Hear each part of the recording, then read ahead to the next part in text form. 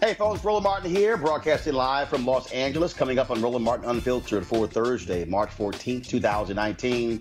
A powerhouse group of black women leaders speak out on civil rights, voter suppression, social justice, and more at a news conference on Capitol Hill to kick off the Black Women's Roundtable's Women of Power Summit. We'll have the details for you. Former Texas Congressman Beto O'Rourke enters a race for president after weeks of media hype. But where's the breathless coverage for Stacey Abrams and Andrew Gillum? They also lost major races in 2018, but Beto lost by the biggest margin. We will break that down with our panel. The Southern Poverty Law Center has fired co-founder Morris Dees, citing misconduct. They won't say what the misconduct was. This is a huge development coming down in the past hour. Also, Donald Trump flat out encouraged his supporters to commit violence if they get to a certain point. Folks, this is dangerous. The words of a would-be dictator. Also, police officers take a black woman down to the ground after she called the cops on a white man threatening her with a gun. Wait till y'all see this shocking video. Also, black women die in childbirth at rates 3 to 4 times more than white women. We'll find out why and what can be done about it. And also, the home of Medgar and Myrlie Evers in Jackson, Mississippi, is now a national monument. But why is the governor, Republican governor of Mississippi, giving Republicans all the credit? Oh, I call BS on that. We'll also show you a video tour that I shot at the house when I was there in November. It is time to bring the funk on Roland Martin Unfiltered. Let's go.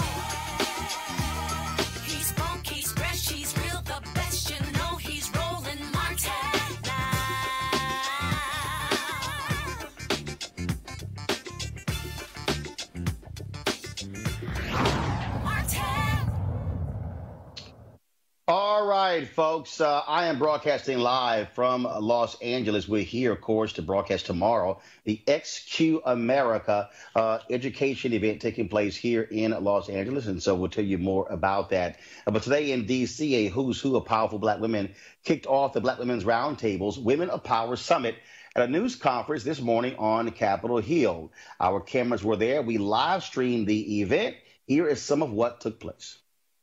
We're determined to make sure that we save our democracy from peril. We're getting ready for 2020, and we're also getting ready for 2019 because there's elections every year, last I checked. We have communicated clearly to this country that every issue is a woman's issue, and that when it comes time to show up, to demonstrate where we stand on the issues, we will be there, we will pull that lever, but even before pulling that lever, we will take our feet and put them on the concrete and walk and march and holler and talk on the phone and talk through social media to let everyone know that this is the time of accountability. And this accountability is to us. As a woman standing here, I want you all to just reflect on a moment that we just saw where a black woman was used as a prop. We are not a prop. We are the fiber of this country. When you start talking about issues that are important to America, black women rise to the top. Black women marched with the white women to say in this country, we should have the right to vote. And that was only 100 years ago. We are fighting to close the wage gap. But when you talk about the wage gap, who has the biggest gap? Black women. When you talk about paid family leave, when you talk about common sense gun control, how many mothers and children have cried because we refuse to stand up and address that crisis? I want you to know that when we talk about poverty in America, I sit on appropriations. And if you want to know what someone believes and who they are, follow their money. This country has said that we do not want people in poverty and that we will allocate funds to eliminate poverty. I will tell you, the largest demographic of poverty in America are women with children. Women with children. We've got to talk about the mortality rates of African-American women and infant mortality and the criminalization of our girls in school and STEM education for our young girls. You know, all of the issues that we have been fighting for so many years, now is our time. Our time has come to make all of, to repair, first of all, the damage, and then to move forward. I'd like to call upon the Black Women's Roundtable to join me in a major initiative of dealing with the plight of our children. They are impoverished. I know that that's been spoken of. Educational systems are being nickel and dime. Their support systems are only the state, because when the family becomes dysfunctional, there is no other step in, there's no other diversion. They go into the state system, and there are people who will witness to you what happens when I'm in the state system. Or the juvenile justice system, of which you go into that system and there is no sentence and you're there for a decade. We, the people, have the power, and our most powerful weapon, the people's house.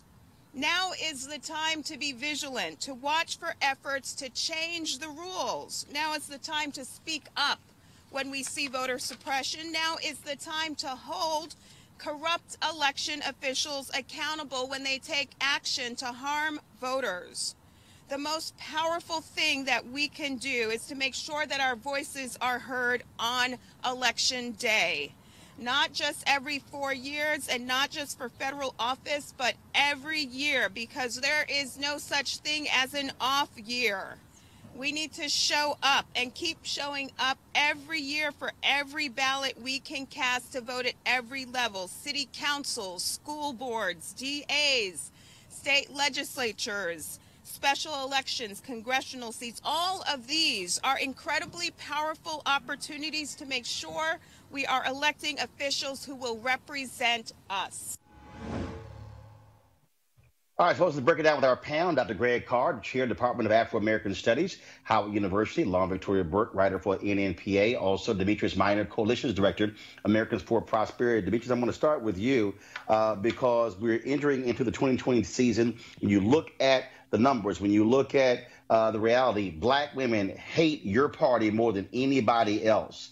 And so you actually think Diamond and Silk, or as I call them, Cuban zirconia and polyester, could somehow be the way to attract Black women? The Republican Party has a serious problem talking to those women.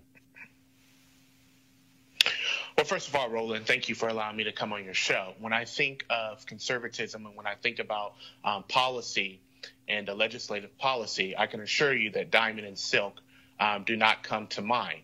My stance is simple as this. You go to the community and you talk about the issues, and then you trust a voter to make an informed decision for themselves. Here in the state of Florida, where I reside, in our previous governor's race, a large portion of Black women voted for Governor Ron DeSantis. Why? Because school choice and education was very important to them. So this narrative that some people may have that Black women, or Black men for that matter, will vote a particular way, I think that's a very foolish position. You go out there, you talk about the issues, and then you'll find that more people are aligned with you than you may think.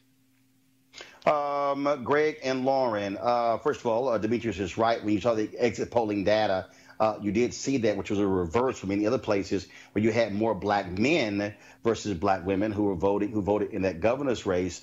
On the presidential race, again, I remember being in a meeting with Reince Priebus at the Republican National Committee in 2016, and Tara Wall, a Black female conservative, she said, look, no party hates us more than Black women.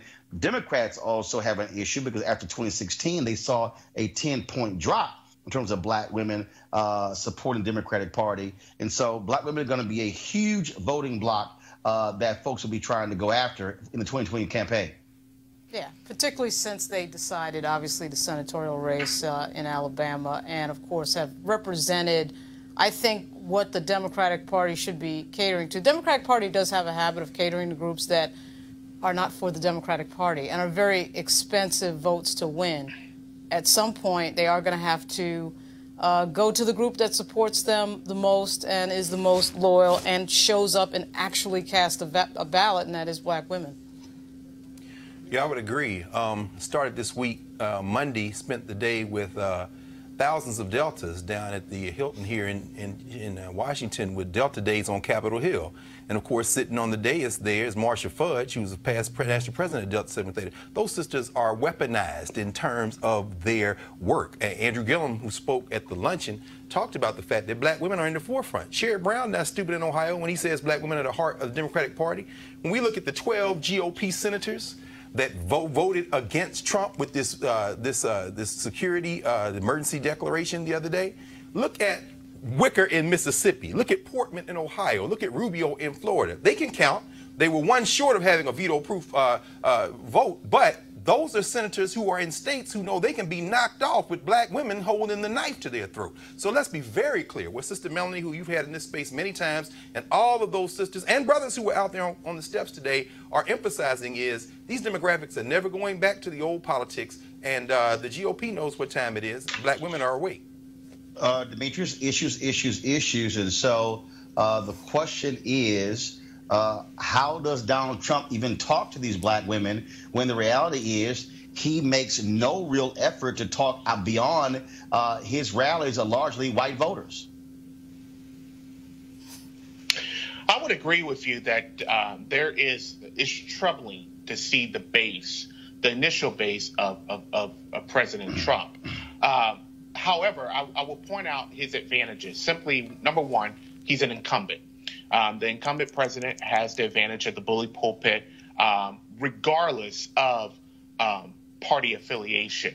Number two, the Democrats' party's failure, at least at this point, to know what their identity is.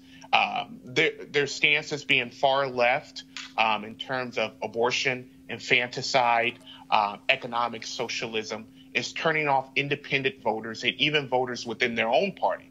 So I would agree with you about the uphill battle that Donald Trump faces. Where are you getting that from? Because the reality is polling data doesn't support that position. If we were to go by your statistics, Roland, Donald Trump would not be in the White House. But the fact is, he is president. I'm asking you. You state not my statistics. Yours. You stated that they are losing that support. I'm saying where? Where's the data? Where's the proof? Well, first of all, let's look at the elected officials within the Democratic Party. There is a rift between the progressive base and the establishment base. And when I'm talking about the establishment base, there's no rift. What's the rift? the Alexandria Ocasio-Cortezes of the Democratic Party versus the Nancy Pelosi establishment. There's no rift. So what's the rift?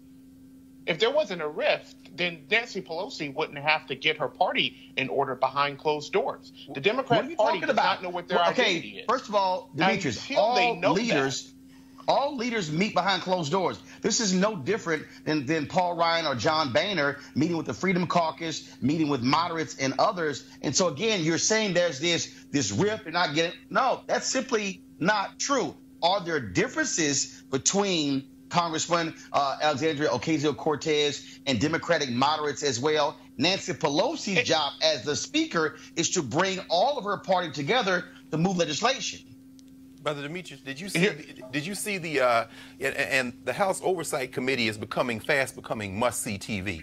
If you watched AOC, if you watched Representative Plaskett, if you watched Rashida Tlaib grill the clearly dementia-addled Wilbur Ross today about adding this citizenship question to the census, what you know is, as Roland said, you may have ideological differences in a party, but what we are faced with now is a Republican Party that is going wholesale in the direction of fascism.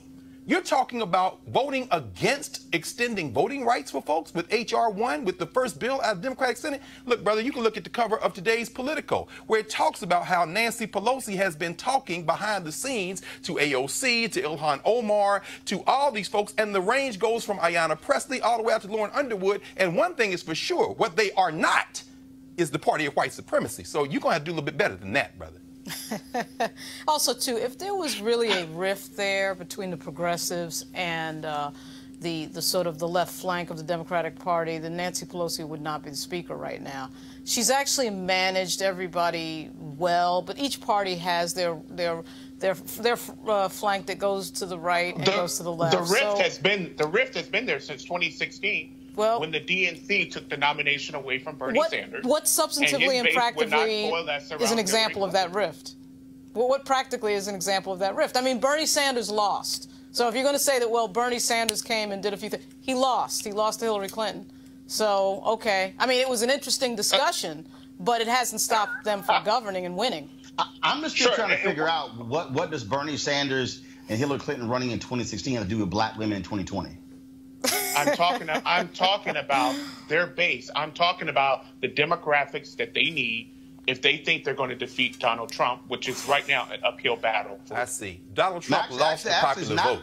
Again, it's by not 3 an million uphill people. battle. Right. First of all, it's not an uphill battle because when you look at the latest polling data, the numbers are clear. The popular vote doesn't determine who the occupant of the vote is. No. Let's be real clear. Yeah. No, first of all, John Kerry won the popular vote in 2000. Yeah, well, did you see the senators who on the GOP who voted against their president in the security measure? Did you see that? Go look at those senators who voted. Absolutely. No, that's your roadmap to Trump's defeat in 2020. That really is.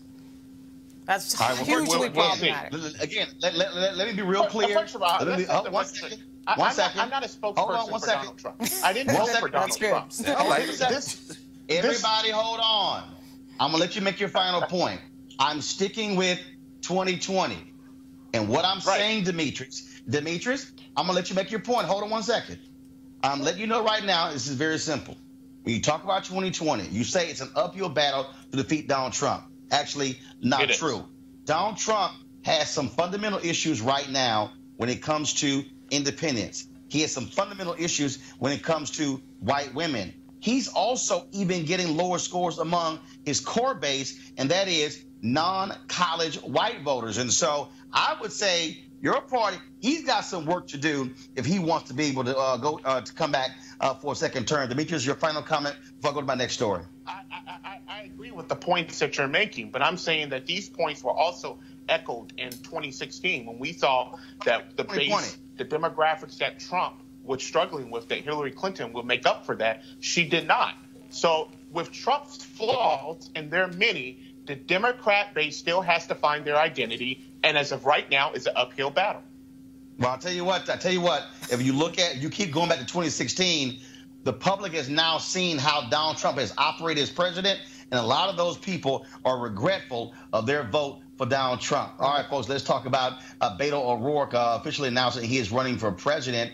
Of course, he told a local station last night in El Paso that he was jumping into the race. He unveiled a 3.5-minute video today. He's raised a ton of money from small donors. Of course, when he ran against Senator Ted Cruz, raising some $80 million. Again, so he released his video announcement. Here's part of that announcement that he dropped on social media. We can listen to and lift up rural America. We can work on real justice reform and confront the hard truths of slavery and segregation and suppression in these United States of America. Over the coming days, I'm going to travel this country and listen to those who I seek to serve, to understand from your perspective how we can best meet these challenges. So here's a question that needs to be actually asked and also answered. National media has spent tons of time talking about Beto O'Rourke running for president. Huge cover story that dropped this week in Vanity Fair of Beto O'Rourke in jeans on a road with a dog in the photo, sitting next to a truck in Texas. But he lost by 3 points to Ted Cruz, who was hated by not only Democrats, but lots of Republicans hated Ted Cruz. But the interesting thing is that Andrew Gillum, who ran for governor of Florida, and Stacey Abrams, who ran for governor of Georgia, who both lost, they actually lost by less than 1%. So the question is, where's the media hype and the party enthusiasm for those two. Greg, I'll start with you. Very quickly, I think Beto O'Rourke, for all his youth and all his charisma, is about 10 years late. He's white Obama. If this were 2007, 2008, he'd be the one to mug, he'd probably be the one to mug Hillary Clinton on the way to the nomination. But the field is too crowded now. The Democrats are not going to put two white men on the ticket. He's probably auditioning for the vice president role, and they're not going to be able to do that. Now, he is a wild card. I mean, after all, his mother is the stepdaughter of former Secretary of the Navy under John Kennedy, and his pops was a Democrat his whole life till he switched to the Republican Party to try to continue to win elections. He's been all over the map ideologically, although he votes generally center-left, mostly more left than center. But I don't see how O'Rourke is going to move forward. Finally, I would say this. Two people who should be governor were it not for voter theft in Florida and Georgia, Andrew Gillum and Stacey Abrams, probably should bide their time right now. As far as I'm concerned, the rising star in the Democratic Party, if you talk about electoral politics, is probably Stacey Abrams. And Stacey Abrams has all the cards, and she just needs to figure out what she wants to do next. And Andrew Gillum or Stacey Abrams one day may be sitting in the White House, but I think timing just is not going to work out for Mr. O'Rourke. Lauren, if they talk about Beto O'Rourke raising $80 million and how he is so charismatic, but even when you look at that Vanity Fair article, when you look at these other pieces, he's offered no real reason why he wants to run for president. Nancy Pelosi was asked a question about major legislation that he passed as a member of Congress. Nobody could come up with that. And so the question is, why Beto?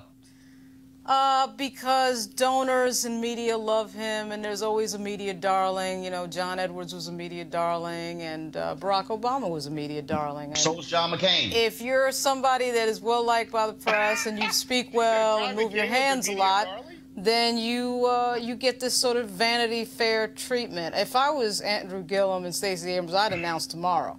Because really, if this could happen, then like anything is sort of possible, right? I mean, a guy that loses to Ted Cruz, albeit in a very southern state, but then again, Georgia and Florida, no picnic, and Stacey got much closer than Beto did to winning. So my thing is, I mean, if we're going to do media darling, we're going to do this by media darling, then either of them could actually announce. I mean, the other thing about Beto O'Rourke, though, too, is that, and I don't know how he's going to get by Kamala Harris, because if you do charisma and you do substance, you're going to come up with Kamala Harris or Cory Booker a lot quicker than you come up with him. And frankly, Kamala Harris was an AG and a U.S. Senator, and he was a House member. So I don't know how if you do by experience and substance, issue by issue, on the debate stage, I don't know how he's going to out-talk some of the other people on that stage. Demetrius, you were laughing, but the reality is Senator John McCain was a media darling. That whole Maverick deal, how even his own people, I mean, you can talk to any of them, how he would come back and he would talk to the press. He would always be with them. And so, yes, and if you don't think John McCain was a media darling, who spent more time on Sunday morning shows than Senator John McCain? So, yeah, Senator John McCain was a media darling when he ran for president. Yes. Being accessible to the media and being a media darling is two separate things. I will argue that Senator McCain wasn't really a media. He was not really a media darling until he started opposing Donald Trump. Got it. I would echo the comments of Greg in terms of Beto O'Rourke. Now, here's the reason why I think he'll probably be one of the few last candidates standing. He's likable. He has vigor. He has charisma. Now, he does lack the policy chops. He does, as you had aforementioned, he does lack legislative victories. But I'm not quite sure, given previous election cycles, if that's really going to matter.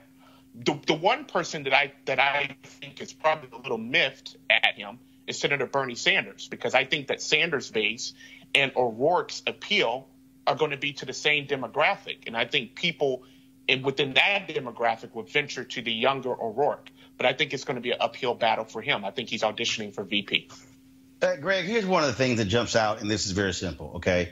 Prior to running against Ted Cruz, I had no idea who the hell Beto O'Rourke was. I'm a native Texan, okay? I mean, native Texan, born and raised. There were any number of members of the Texas delegation If you talk about Bill Flores, who's a Republican, if you talk about that crazy nut Louis Gohmert, if you talk about any number of people, I'm being dead serious. Prior to running against Ted Cruz, I had never seen or heard about Beto O'Rourke. I can't recall a single congressional hearing. I can't recall a single news conference. I can't recall a single television appearance. And so I get people are hyped about him coming close to beating Ted Cruz in 2018. But I keep telling people, running for United States Senator is totally different than when you're running for President of the United States. Sure, and we know the Democratic Party has as much of a gangster mentality as any other large political enterprise. They're not going to let Beto O'Rourke win. He would have to win outright to get that nomination. But of course, he came to prominence in that 1,800 mile road trip he took and streamed live on Facebook with Will Hurd, who was arguably black Republican, of course, from Texas, better known than him. Beto O'Rourke, and I know you're going to cover this story a little bit later about the college admission stuff. Beto O'Rourke is a great example of whiteness. He is a guy who kicked around, went to Columbia, and graduated with a degree in English, came back home, worked in the family business, and then started his own business in technology, kicked around, worked on some political campaigns, beat a Latino in 80% Hispanic district out there in West Texas in El Paso, and then decided to go and leave his congressional seat after several terms and say, I'm going to run for Senate. Look, man, it don't get no more real in terms of white privilege, white male privilege than Beto O'Rourke. And what we have to face is the fact that the American electorate is very rarely, if ever, focusing on policy. And the reason, Roland, you hadn't heard of him is because he hadn't done anything. He hasn't done anything. He hasn't done anything in the House. Obviously, he served all of his time in the House in the minority, but you had that criticism a little bit of Barack Obama in terms of substance. Barack Obama, senator, had actually done a few things and stood up on a few issues like immigration. But we'll see if charisma and just talking a lot on social media can pull it off. We'll see that because Beto O'Rourke is going to be that candidate. All right, folks, let's talk about some news out of Montgomery, Alabama. Stunning news. Southern Poverty Law Center, they have fired the co-founder, Morris Dees, citing misconduct. They won't say what the misconduct was. Dees co-founded the center in 1971. They sued the KKK, and the office was firebombed. It is a very influential law center there. They, of course, also track hate groups all across the country. They also have raised a ton of money, some $450 million. Now, but Dees has not been without controversy. He previously was criticized by black employees for his treatment of them at the Southern Poverty Law Center. Others have accused him of being more concerned about raising money than about fighting on behalf of minorities and others. And so we're going to continue to watch this story to see exactly what comes about. But Morris Dees, co-founder of the Southern Poverty Law Center, a major center there when it comes to covering issues of race and hate groups in America, fired today. He's 82 years old, so we'll see exactly the reasons why. Let's talk about, of course, Donald Trump. And folks, check this out.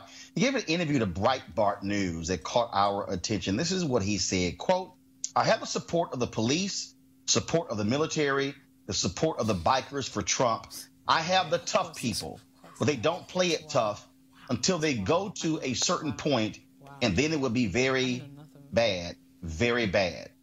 Okay, this is the president of the United States, the guy who has said in rallies that he would pay for folks, of course, who would beat up other people, essentially saying that if it's time for a fight, the police and the military, they're going to be on my side. Demetrius, what the hell was that? Listen, Roland, if you think I came on your show to speak in defense of Trump, no, you might have Demetrius. Demetrius, I'm not asking you to defend. I'm asking you, what the hell was that? I don't know. It's typical Trump lingo, Trump speak that's been going on since he descended down those elevators in June 2015. Listen, I've long had issue with the president's rhetoric, putting certain Americans against other Americans. I disagree with the notion that that's who he is. I think if you're going to occupy the Oval Office, you should have impeccable character, and you should have the ability to speak in a discreet and professional way. And I think that he's lacked that ever since he's occupied the Oval Office. Lauren, this is a guy who is essentially saying that, oh, yeah, all the folks with guns, and they're backing me, including the thugs. Donald Trump is who he is, and this is who he is. I mean, the idea that there's some other person that's going to unmask itself like an alien taking off a mask. This is the guy that we know. He is his words. He can't run from them. This is the reason why his, his approval ratings are in the tank, and it's the reason why he's going to be a one-term president. Right. You know, Roland, it's funny. I go back to the night that you had election coverage, the night that Trump won the presidency. And I think about the fact that that's probably the day that this country changed forever. I give him credit for this. He's dropped all pretenses now. His re-election strategy is basically white supremacy. And so this country has a decision it's going to have to make over the next couple of years. Is it going to go into a space where it's going to fracture and be irrevocable? It cannot be put back together? Or is it going to confront this challenge of fascism and white nationalist supremacy, and in beating it back, perhaps buy itself a little bit more time to work out the experiment? But he's dropped all pretenses now. He's just going to go for broke. All right, folks, let's talk about this crazy story out of Florida. A black woman and her daughter were walking on the street in South Miami-Dade, Florida, when a man called one of them a whore and then threatened them with a shotgun. So she called the police. And then this happened to 26-year-old Daima Loving. Just calm down. You know what? She needs to be corrected, if anything. Calm down. All right? Why? Why do I have to be corrected when my life was just great? And if my daughter's sick, I just want to go to the store and charge my phone. Please stop. She didn't even do nothing. Touch me. Do not touch me. Do not touch me. What do the not heck? I am. What the? Why are you doing that? Why are you doing that? Do not touch Why are you me. doing that? Do not touch me. She's not doing nothing. I wanted to call my kids. I just said I wanted to call my kids. My phone is dead. What do you not understand? I got a gun pointed in front of me, and my kids is sick. I'm stressed out. I need to go call my children. D. Ramos? I need to call my kids. What's his name? I don't understand. D. Ramos? Ramos? Ramos, officer, what's your name, please? I'm asking you. We're busy right now. We're busy right now. Who can I talk to right now, please? Are you going to move it? I'll get you out. Can you touch me? Can you help me up? Oh my God. Oh my God. Really? Does anybody have a cage? Really? Well, who can I speak to? Adri, get my hair. Adri's getting my hair in my purse. Can you give me a second? Move. Can I grab her purse, please? Why does he have to handle her like that? She didn't do anything wrong. He's giving her orders and saying that he's being But disorderly. She needs to calm down. But she wasn't being disorderly, though. She wasn't being disorderly. I had the video. No, it's just him thinking he could use his authority to do what he wants to do, and that's not cool. And this shit is going to get dealt with. Like, y'all not going to keep abusing your authority like that. Okay, let's be clear. A gun was pointed at Daima Loving. She, shocked and stunned. Cops arrive, tell her to calm down, and then take her down. Miami-Dade Police Director Juan Perez immediately suspended one of the officers who is yet to be named. Demetrius, you're there in Florida. We always talk about crazy stories that happen. It's always Florida. But this is an example that black people have to deal with. Here is a black woman who calls the cops for help, and then she's the one who's handcuffed and put into a squad car. In this particular incident, we see video proof of what happened in this particular encounter. And I would say from what I saw that there was unnecessary aggression used by that police officer. There should definitely be an internal investigation, an internal review of this particular officer, why he did what he did. And I think he should be dealt with appropriately. Greg, we consistently see white women yell, cuss, act a fool, and the cops are calm and they listen to them. But it was as if 0 to 60, boom, we're about to take you down, put the cuffs on you, because she wouldn't calm down. The rules of engagement of non-whites are clear, and the rule of engagement of black people are clear by the police. Treat us like animals. See, the sad thing about this for police forces all over this country is as follows, and history shows us this. There's going to come a time when the police roll up, somebody's going to blow one of their brains out. There's going to come a time when people, as you heard the young lady say at the end, y'all going to stop abusing your authority. And that time will come when it's clear that law enforcement cannot police itself, when the criminal justice system or the judiciary, and we just saw another judge confirmed today on the 4th Circuit, replacing, on D.C. Circuit, replacing Brett Kavanaugh. Trump just got her through. It's going to come a time when people decide to take the law in their own hands because the law has failed them. We're getting too close to this now, Roland. Every show, it seems, you got a video like that. And at some point, somebody's going to decide that they would rather be judged by 6 than carried by 4 cops. And that's just going to judged by 12 rather than carried by 4 cops. And that's just the reality. American history shows us that. Dyma Loving talked, Lauren, to the Miami New Times. And this is what their lead. Dyma Loving and her friend Adriana Green had just left home in South Miami-Dade when a neighbor began shouting insults at them. Loving, who is 26 years old, and Green, age 22, said they planned to run errands when Green's 50-year-old neighbor called the women whores. Loving and Green say they ignored the insult at first, but then, when the abuse continued, Green threw a plant into the yard of the neighbor, identified in police reports as Frank Tum. That's when Loving says Tum, who is white, pulled out a shotgun and said he would shoot my burnt black ass face off my neck. They feared for their lives, called 911, and went to a safe place. 5 cops showed up, and then Officer Alejandro Geraldo pulled up. Quote, he started interrogating us like we were the suspects. I asked if he could escort us back to my friend's house so I could put my phone on a charger and call my children. I had just had my life threatened and was terrified. He was so rude and aggressive from the get-go. He kept telling me I needed to calm down, but I was so scared at the moment. She then says that you can hear him saying the woman needs to be Baker acted.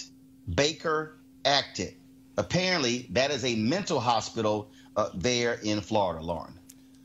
Well, I mean, let's see what happens next. My prediction would be that all the cops involved in this will be suspended with pay and will be cited in some way, probably not something harsh, but, you know, it's so ridiculous and outrageous. It's a particularly ridiculous example because they, of course, are not the suspects. Let me interrupt you, Lauren. Yes? Police reports show that after stopping to arrest Loving, officers did not detain the neighbor, Tom, who pulled a gun on the women. Yeah, so... Because he's one of them. Yeah. Basically, obviously, this is a pretty incredible example of stereotyping by members of the law enforcement community in Florida. And it really is a strong example of what happens when you stereotype people for effectively nothing. But I'll be very surprised if the cop, particularly the guy that got physical with her right away, doesn't get punished in a fairly severe way. It will depend on how long he's been on the force and how long that particular police union, how strong that particular police union is. But that's the type of thing that one could lose their job over because it's so outrageously stupid. Well, and the point that I keep saying over and over and over again, that officers are supposed to be de-escalating. Right. Most times when it comes to black people, they are escalating a situation. And so we'll certainly be following this story to see what happens next. All right, folks, the United States has the highest rate of death in childbirth of any first world country. Around 700 mothers a year die in childbirth. Black women fare even worse. Black women die in childbirth at 3 to 4 times the rate of white women, and they suffer complications at twice the rate of white mothers.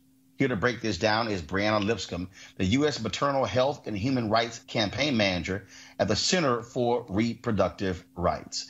Brianna, when you look at this story, I mean, when we talk about gaps, we talk about inequality, when we talk about what is happening, whether it's wealth, whether it's education. A few years ago, Jeffrey Canada, the Harlem Children's Zone founder, was with Marian Wright Edelman, the Children's Defense Fund, and they were releasing a report on the state of black children in America. And one of the things that Jeffrey said is that if we want to deal with the inequalities in America, we literally have to go back to the womb. He said that black children in the womb of the mother, when they come out of the womb, they are already behind white children. This confirms that and lays that to be true. Yeah, that's very true. It's a very true statement. Thank you for having me on the show to even talk about this. And I would challenge that to say that even before the baby is in the womb, it starts with that mom and how she's been treated across her lifespan, because it's that prolonged exposure to stress due to exposure to racism, which is why it makes it challenging for healthy outcomes for both mom and baby. So we have a lot of work to do in the U.S. because we're focused on some of the wrong things when it comes to trying to improve our health outcomes for moms and baby. We're not addressing the issues of racism that we should be. And this also is one of those stories that you are never going to hear in a presidential debate or a town hall. People have this whole view that, oh, we have the absolute best healthcare system in the world, bar none. Yet when you begin to talk about stories like this, it reveals the fundamental problem we have in this America, in this country, no different than these rich white parents trying to bribe their way into school, that in America, it comes down to money and resources. That's exactly right. The good thing I will say, though, is that with the increased exposure that this issue has received in the press, we have seen an unprecedented number of politicians focused on this issue. And in fact, Senator Kamala Harris, who is now a presidential candidate, has put this on kind of her platform of things that she talks about quite a bit. She has introduced legislation in this past Congress around addressing maternal mortality. Others, like Senator Cory Booker, and there's a lot of others that are now trying to come out on this issue. And what we challenge our members of Congress to do is to make sure that we don't lose sight of the racial disparity. In fact, the bill that passed this past December was great to help us with quality improvement initiatives in hospitals. We need that, but it was missing the piece about how we close the disparity gap. And when you have Black women dying 3 to 4 times the rate of white women, I think it's clear that we have to address the issue among Black women first if we really want to see change. And many of the bills are missing that. This week, Donald Trump released his budget. What is the impact of his budget on this issue and these women? That's a great question. I have not looked at the budget in detail. What I do know is that the current administration has constantly put sexual and reproductive health care services and access to those services under attack. We're constantly fighting efforts to prevent certain providers from providing family planning services and other reproductive health care services. And it makes no sense to me when we're in a situation where women already have diminished access to healthcare providers and to healthcare services.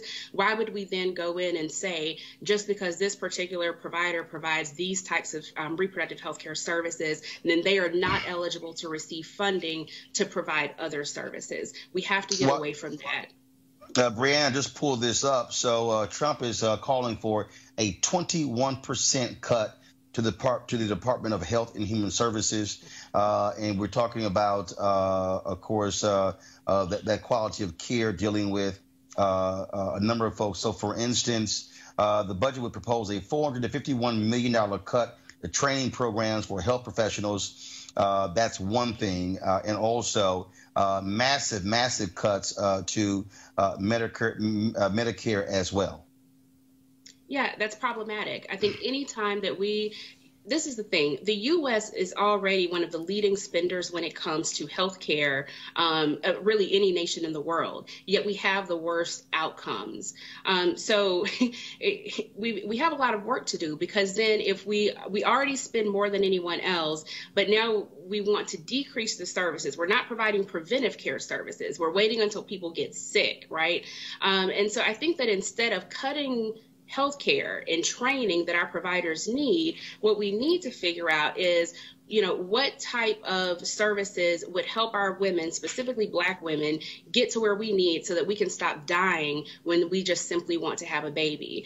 I think the other thing, since you mentioned the training of providers, is that we have to think about the diversification of our medical workforce. When it comes to physicians and nurses, Black people are severely underrepresented in those fields. And then when it comes to the people that are actually in the education, providing the education to those providers, we're even more underrepresented. So if we don't have Black people training our providers on how to care for Black people, how can we ever expect our medical workforce to provide care that's free of discrimination and bias? That is a major concern we should have. Questions there from Lauren, Greg, and Demetrius. Lauren first. You know what? I don't have any questions because she was good. And I've seen these stats before. It's just amazing situation. Sister Lipscomb, we talk about the gap, and I was reading the USA Today report. 50,000 women who may have survived but still were injured. Let me ask you just a very direct question. How do we close the gap in a country where it's so clear that Black life is not only undervalued, it's not valued at all? I mean, how do we address the cultural issue? That's a great question, and I think it goes back to making sure that we talk to providers head on about the situation.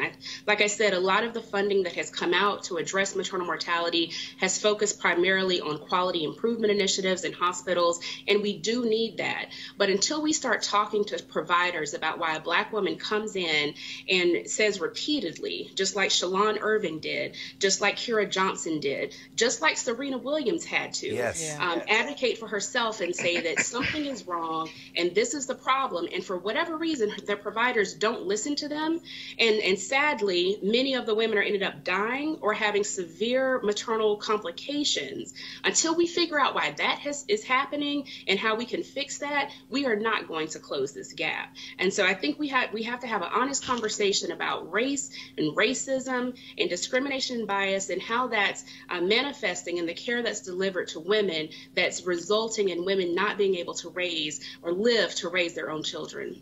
Thank you. Demetrius, you have a question?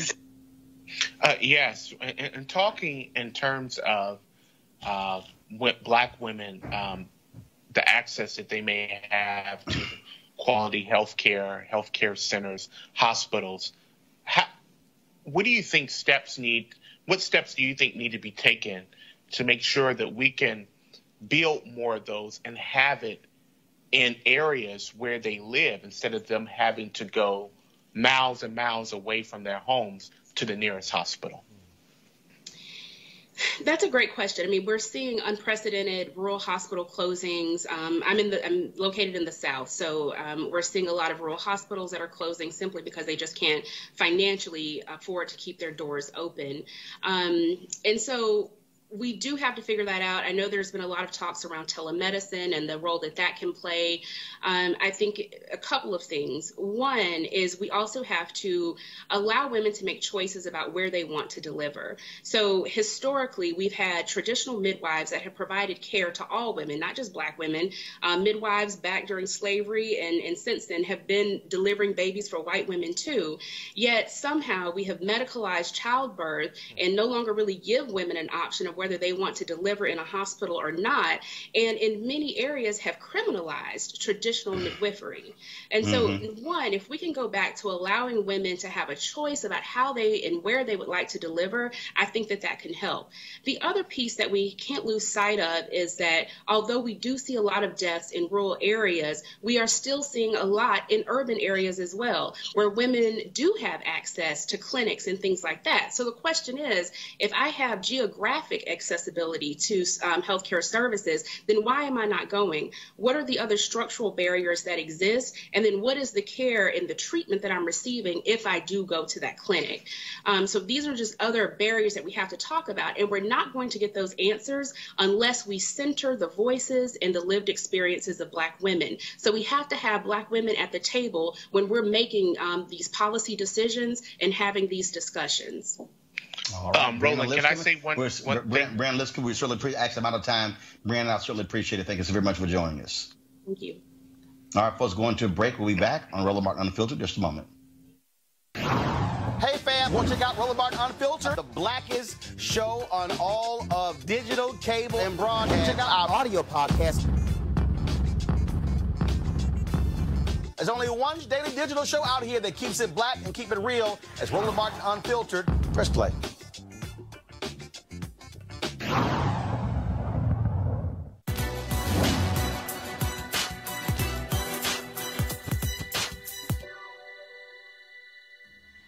I love myself when I am laughing.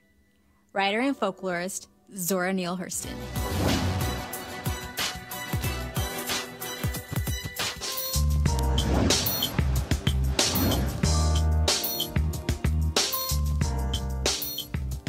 All right, folks, our HBCU Giving Day University is Morris College, founded in 1908, located in Sumter, South Carolina. Notable graduates include David Weeks, Laura Hall, Arthenia Bates, Milliken, Leon Wynn, and Margaret Ross Rogers. If you want to support Morris College, go to morris.edu. That's morris.edu. All right, folks, calling all HBCU alumni, students, and leaders enter the Ford Motor Company HBCU Mobility Challenge and win $25,000 for your school. Building on their long-term support of HBCUs, Ford is looking to improve mobility in HBCU communities through innovative solutions. Now, the winning program will receive a grant of up to $25,000 to implement their proposal. The deadline to apply is March 31st, 2019. Go to FGB.Life, that's FGB.Life, for more information and to apply. Ford goes further in our community. We certainly appreciate them being a partner here at Roland Martin Unfiltered. All right, folks, some quick updates on some stories we've been covering. Empire star Jussie Smollett appeared in court today in Chicago to enter a formal plea of not guilty to 16 counts of disorderly conduct related to charges he faked a possible hate crime against himself. His lawyer entered the plea as Smollett stood by silently. And so, of course, he was also with a number of his family members when he showed up in court. Let's go to Los Angeles, where I am, in the case of Trinity Love Jones, a young girl found in a duffel bag a couple of weeks ago. Trinity's mother's boyfriend, 38-year-old Emil Hunt, has been charged and arrested on one count of first-degree murder. Trinity's mother, Tequista Graham, was also detained as a person of interest in the case and is being held on $2 million bail. Graham is a registered sex offender, and Hunt was previously convicted of child abuse in 2005. He is currently being held on $2 million bail. If found guilty, Hunt could face a possible maximum sentence of 50 years to life in prison. And folks, last night I saw this tweet from the governor of Mississippi, Republican Phil Bryant. This is what he tweeted yesterday. Thank you to Donald Trump for signing legislation today to designate Medgar and Myrlie Evers' home as a national monument. Senator Wicker and Senator Hyde-Smith have worked very hard on this for some time and are to be commended. Okay. Why is this offensive? Some of you might say, hey, what's the big deal? It's a great thing designating the home of Myrlie and Medgar Evers as a national monument. The problem is the three of them didn't have a damn thing to do with this. Congressman Benny Thompson, the only African-American congressman from Mississippi, has spent 16 years fighting to make this a national monument. And then Phil Bryant wants to be such an ass that he congratulates only Republicans? It was not Senator Wicker or Senator Hyde-Smith who led this. In fact, if you check the numbers, the three people who he mentioned, Donald Trump, Wicker, and Hyde-Smith, were not even in office when Congressman Benny Thompson started to work on this initiative. This is a Republican governor trying to somehow completely erase what a black man had been working on for nearly 2 decades. And then Bryant tried to get indignant when he was asked about it by saying, why is Benny Thompson trying to get credit for this? Well, maybe because he was the one who made it happen, Governor Phil Bryant. Demetrius, I want to go to you. Look, what the hell's wrong with your party in Mississippi when here's this black member of Congress who worked his tail off to make this happen, and the governor of Mississippi doesn't even have the decency to credit the man who spent 16 years to make this come to pass? Well, the simple solution is to credit everyone who's involved. Like you said, this was something that's been going on. Did you say for 16 years? I believe that's the number of years. Congressman Benny Thompson introduced this in the Congress 16 years ago. Sure. Wicker wasn't even in the Senate. Hyde Smith wasn't in the Senate. Donald Trump wasn't even president. Sure, absolutely. My question is, well, what took so long? What was the hold up in the process 16 years ago? I'm actually like, why are we waiting 16 years for this to finally come into fruition? I understand that, but I want to deal with that Phil Bryant got indignant towards Benny Thompson, essentially saying, what is wrong with you demanding credit? Well, I echo your concerns. Credit everyone that's involved, the congressman from Mississippi, the people who signed it into law, and make sure that everyone is accredited the praise that they deserve when it comes to this important occasion. Greg and Lauren, real quick, 'cause I'm going to actually play a video. I was in Mississippi, Jackson, Mississippi in November for the Mike Espy runoff, and I actually went by the house and we shot some video there. But Lauren, Phil Bryant is being a complete ass. Yes, he is. I mean, one of the more not so talked about subtle forms of racism is trying to erase somebody and trying to pretend that somebody doesn't exist and their work doesn't exist. And Benny Thompson is really one of these people in Congress who gets a lot done with very little press attention. Mm-hmm. And this is extremely, as you pointed out, extremely intentional on the part of the governor. Mm-hmm. Greg? Yeah, and another must-see viewing is Benny Thompson chairing that Homeland Security Committee here in D.C. He's really moving ahead. You know, I respect Governor Bryant. I respect him as a white supremacist. His behavior, he's not acting like an ass. He's acting like the Klansman he is. He shares a surname with Carolyn Bryant, who still walks the earth, who's the reason Emmett Till got put in the ground. Let's be very clear about this. Not just Benny Thompson, but if you look at social media, a lot of black elected officials in Mississippi who have been pushing this years. Every time I fly into Medgar Evers Airport in Jackson, Mississippi, we go over to pay our respects over at Medgar and Myrlie Evers' house. Let's be very clear. Phil Bryant's a white supremacist. And you don't compromise with white supremacists. You don't have conversations with them. You break their political back. That state is 40% non-white. It's time to break their backs. Yeah, I agree with that, folks. Again, when I was there in Mississippi in November, I dropped by the home where Myrlie and Medgar Evers lived, and here is a tour of that home. 332 Margaret Walker Alexander Drive here in Jackson, Mississippi. And behind me is the home that was of Myrlie Evers and Medgar Evers. Now, of course, he was the NAACP's field secretary and Army veteran, of course, who was working to get voting rights and other civil rights on behalf of African Americans. And so, as you see here, this is a part of the Mississippi Freedom Trail. And so you see the sign here that exists that lays out in terms of the home here. And, of course, he was assassinated June 12, 1963.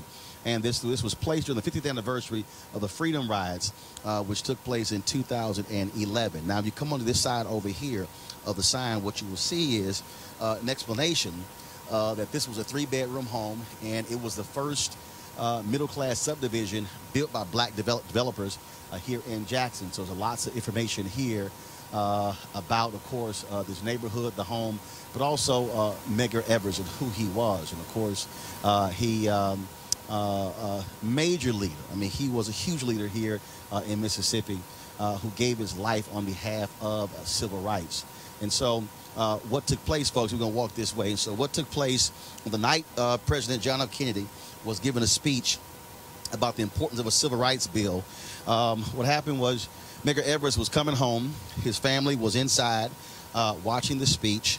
And then, of course, across the street, take a shot there. Take a shot across the street. Across the street, hiding behind the cross, but in those wooded area there, was a white supremacist, Byron Della Beckwith. And so when Medgar Evers came home, he pulled into the driveway here. And then his car pulled in, and he went to the back of his car to get some items out of his car, some T-shirts and signs, and that's when the shots rang out that killed Medgar Evers. Of course, he was hit.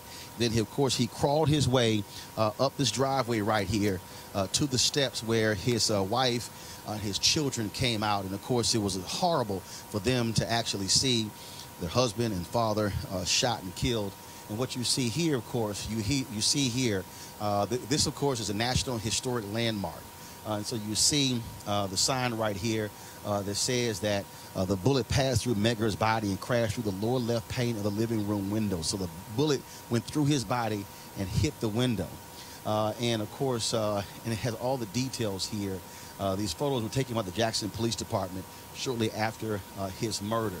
And you see an aerial shot as well where it took place. And so, and it says here that the aerial view shows the Evers home at the very top of the photograph. It depicts where assassin Byron Della Beckwith's car was seen earlier by witnesses at Joe's Drive-In.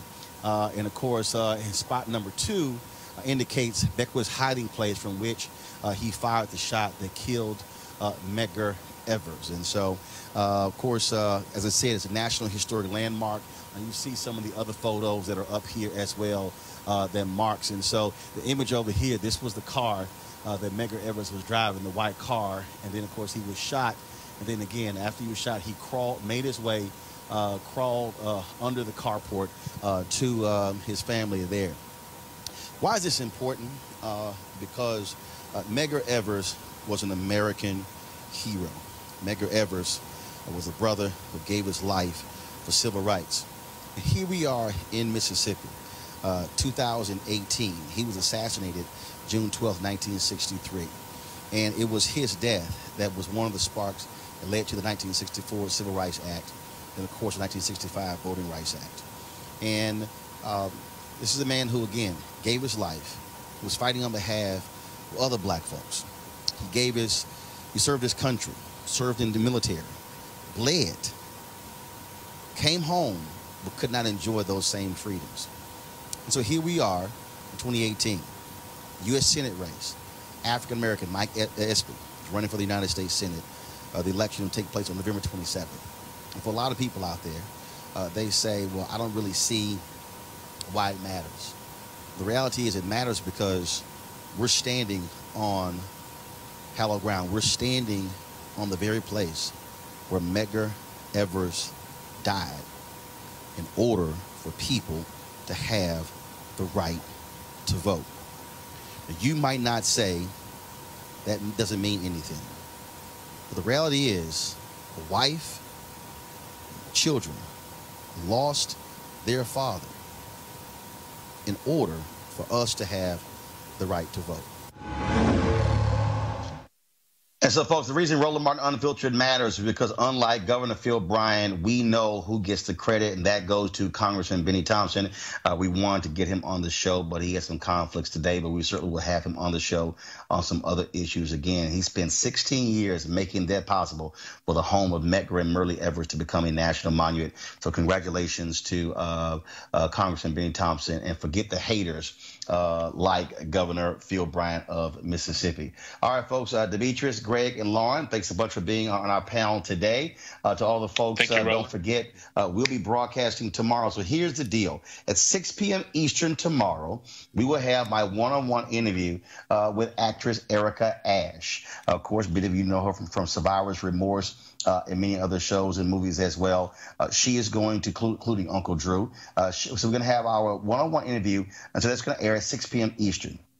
At 9 p.m. Eastern, we're going to broadcast from Los Angeles, the site of the XQ America live event. They are all about reimagining education in America. And so our 9 p.m. show tomorrow is going to be all about education, talking about how we reimagine education. How do we close these gaps when it comes to these reading gaps and these math gaps that exist? How can we get kids more excited about education? So that's going to be tomorrow. So we're going to have, again, the one-on-one interview with Erica Ashe at 6 p.m. Eastern. And then we're going to go live at 9 p.m. Eastern right here from Los Angeles. Ava DuVernay, Naomi Campbell are going to be joining us tomorrow. So you do not want to miss the show.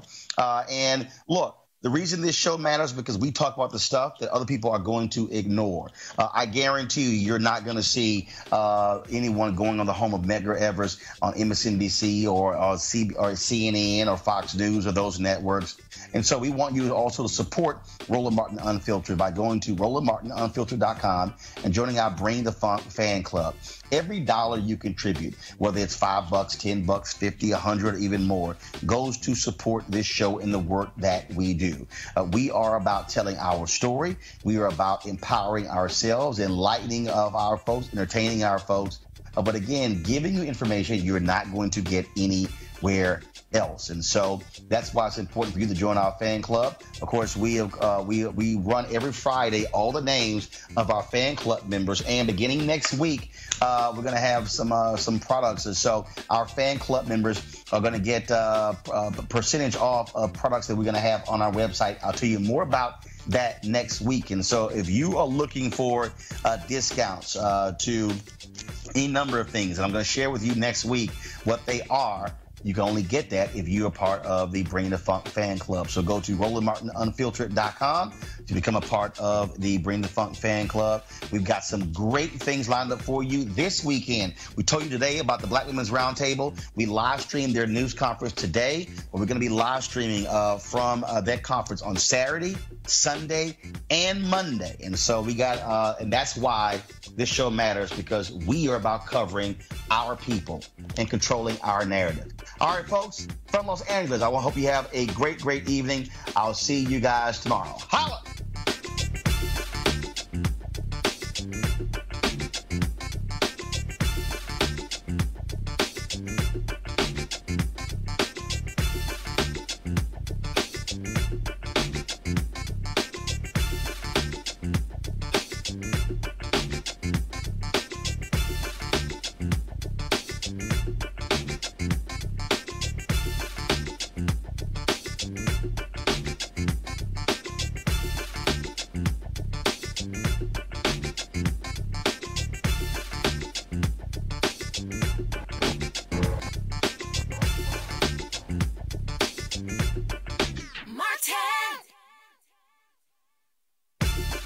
You want to check out Roland Martin Unfiltered?